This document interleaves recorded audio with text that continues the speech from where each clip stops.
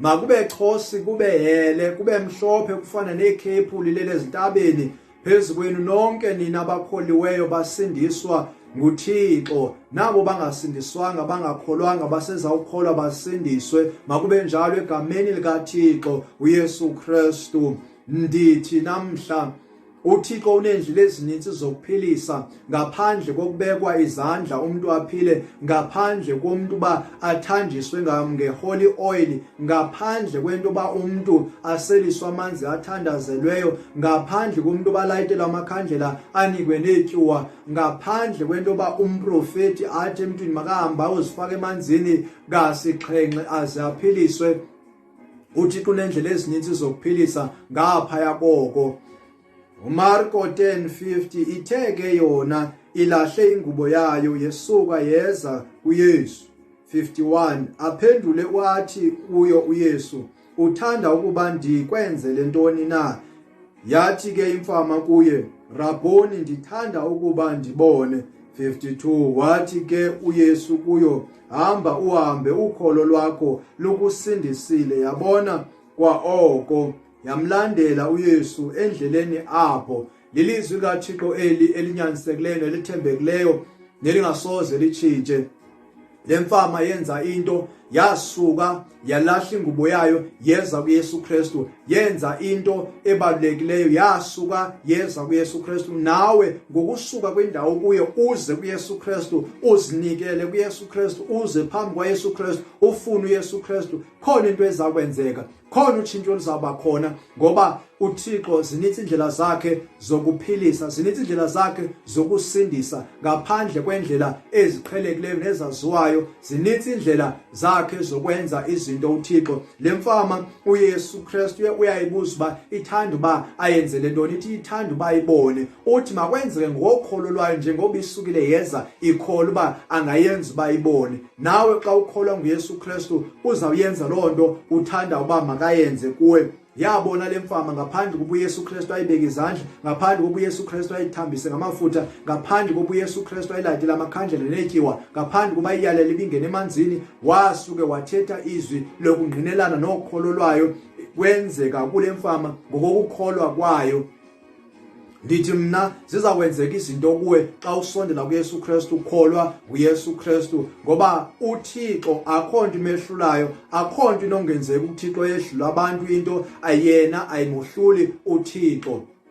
So xa usazi uba kusengenzeka noba ntoni usebenzisa ukholo lwakho kuza kwenzeka, ngoba kwixesha esiphila kulo njengangoku banqongophele benqabile abantu abanyanisekile abathembekileyo kuThixo, abanokuthi bakubeke izandla uphile, abanokuthi bakuthambise ngamafutha uphile, njengoba lisitshiza uba makubizwe abantu abadala bebandla, amadoda amakhulu azokuthambisa ngeoli uphile. Anqabile loo madoda asetyenziswa nguThixo, anqabile loo madoda akholwa nguThixo, banqabile abaprofeti benyaniso abanokuyalela uba yongena emanzini uze uphile. Banqabile kweli xesha esikulo nabantu abanothandazela amanzi uthi wakwasela uphile. Linqabile lo hlobo labantu. Ungathi ngenxa yokuswela abantu ude ufe sisigulo nesifo esiphetheyo ngenxa yento yobana waziwa yiloo ndlela kuphela yokuphilisa. Ndithi kuwe nantoni oyikholwayo isenokwenzeka, uThixo ekhona, khona nto imehlulayo. Ngokokholo lwakho ukholwa ntoni na wena, ukholwa ntoni ngoYesu Kristu? Ngoba xa unokholo uzawulenza lenzeka. Angqinelane nokholo lwakho uYesu Kristu ukuze kuphumeliswe kwenziwe okufunayo uba makwenziwe njengoba ethethile ezwini lakhe. Uyafika kwenye igemu uYesu Kristu endaweni yaseBethsaida, ekwidamu laseBethsaida kunendoda yayiseyihleli kuloo ndawo inesifo nesigulo esiyiphetheyo, iqhwalekile iminyaka engaphaya kwama-40.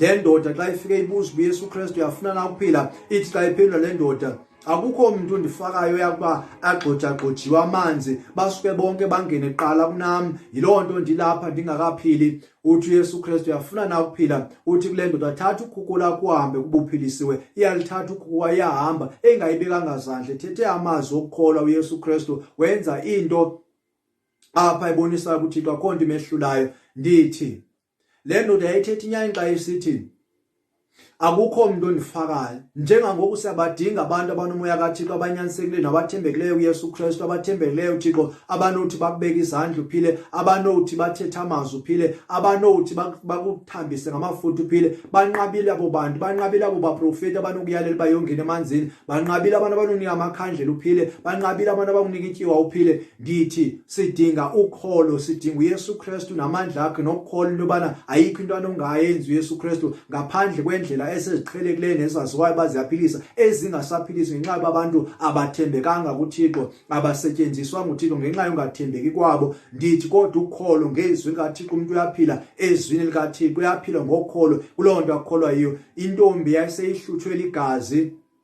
iminyaka 12 ihambe konke apho ingahamba khona, bonke abantu abathenjiweyo nakuthethwa babaphilisa, yangancedakali. Kodwa yasuka le ntombazane yalokholo enhliziyweni yayo, yenza into engakaze yenziwe, yenza into engakaze ive kuthiwa ike yenzeka phambilini. Yasuka le ntombazane yakholwa enhliziyweni yayo uba xa ndinokusuka ndiye kuYesu Kristu ndiwuchukumise umqukumbelo wengubo yakhe ndiyawuphila. Yasuka yenza ngolo hlobo, yaphiliswa kuloo nto. Yiloo nto kubhalwe ngayo encwadini, kungenxa yokholo lwayo eyalusebenzisa, yenza into engakaze yenziwe, yaze yaphiliswa ngenxa yokholo lwayo. Layisindisa ukholo lwayo. Udinga ukholo lwakho ukulubeke uYesu Kristu, umazi uYesu Kristu ukholo lwakho. Akho nto inongenzeki kuYesu Kristu. Xa ukholwa nguye, isimeni okuso uzawuhlanjululwa, uzawuphiliswa, uzawusindiswa. Anikhathaliseki isimo esinjani, kodwa isimo ojongene naso siyakwazi ukuguqulwa ngokuba wena uzinikele kuYesu Kristu, usondele kuYesu Kristu, uzinikele ukholo uba izawuguqulwa le mina ngokholo. uThixo usebenza ngokholo, ngoba ngokholo siyakwazi uba simenze uThixo akwazi uThixo ukonwatyiswa sithi ngokholo, akwazi uba asukume esihlalweni sakhe esukunyiswa lukholo lwethu ngenxa yokholo. Ndithi abafundi abafunda mna kuYesu Kristu, abafana naye uPawulos, abafana naye uPetrosi, babethi xa sebesondele ebantwini, kusondezwe abantu kubo, abantu xa babegula zizigulo baphiliswe zizithunzi zabo, bathi sicela ubabeka nje uba zenithi xa nidlula izithunzi zenu zibaphilise. Baphila abantu ngoba zinintsi indlela zikaThixo zokuphilisa. Bakhona baseGenetsare ababa nokholo kuYesu Kristu, bazisa abantu kuYesu Kristu abagulayo, imilwelo ephethwe zizifo ezahlukahlukeneyo, nababegogekile amalungu omzimba, baziswa kuYesu Kristu. Bathi siyacela nje Yesu Kristu uba bachukumise umqukumbelo wengubo yakho ze baphiliswe. Wabavumela uYesu Kristu, waluvumela ukholo lwabo, bayichukumise umqukumbelo wengubo yakho, baphila bonke ababeyichukumisa. Ngani? Ngoba uThixo zinintsi indlela zakhe zokuphilisa, ayinyanga indlela yakho yokuphilisa, ayiyondlela eyaziwa ngabantu kuphela indlela kaThixo yokuphilisa. Nale isengqondweni yakho, nale efike emoyeni yakho, nale yokholo lwakho, unako ukuyenza uThixo, uza kuyenza xa ukholwa, ngoba zinintsi indlela zikaThixo zokuphilisa. uThixo ufuna ukunceda, uThixo ufuna ukuphilisa. Ukuye usimakade uJehova uba akunike umbuso wezulu, ukuye uThixo uba akunike uba awulawulwe nguye, akunike ulawulo lwakhe, ulawulwe nguThixo. Kukuye uba akunike umoya wakho ingcwele, kukuye uba akunike unyana wakho nguYesu Kristu babe yinkosi nomsindisi phezu kwakho. Usemnikele already. Wento efunekayo uba usuke endaweni kuyo uhambe uye kuYesu Kristu, uzinikele kuYesu Kristu ukuze kwenze ngokukholwa kwakho.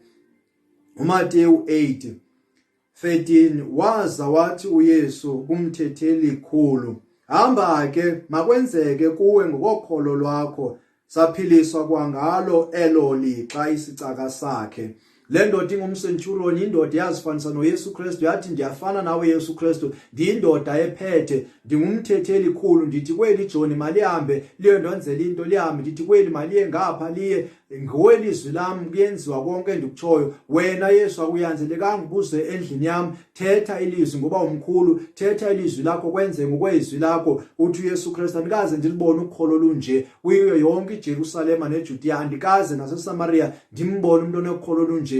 Uthi ke kule ndoda, makwenzeke kuwe ngokokholo lwakho. Kwenzeka kule ndoda ngokokholo lwayo, saphiliswa isicaka sayo. Ndifuna uzuqaphele nansi into, le ndoda indlela ebemthanda nemkholwa ngayo uThixo, nebelisebenzisa ngayo ukholo lwayo. Le ndoda ibiwenza amazwi kaThixo, ngoba le ndoda iyenza ukholo lwayo uba izolisebenzisa kuYesu Kristu ayilisebenziseli yona, kodwa ayilisebenziseli futhi nomuntu wendlu yayo ongumuntu ozalana naye, kodwa isicaka umuntu oqashiweyo emthandayo le ndoda yayisithanda ngalo hlobo uba ize izixhamle iyele isicaka sayo kuYesu Kristu. Luthando athi uThixo masithandane ngalo, sithande ummelwane njengoba nathi sizithanda. Yilento zenzeka izinto kule ndoda ngokholo lwayo kuba yayiwenza amazwi obuthixo, amazwi entando kaThixo. uMarko 7:29 wathi kuyo, ngenxa yelo zwi hamba, idimoni iphumile entombini yakho. 30 yesuka yaya endlwini yayo, yafumana iphumile idimoni, intombi ilele phezu kwesingqengqelo.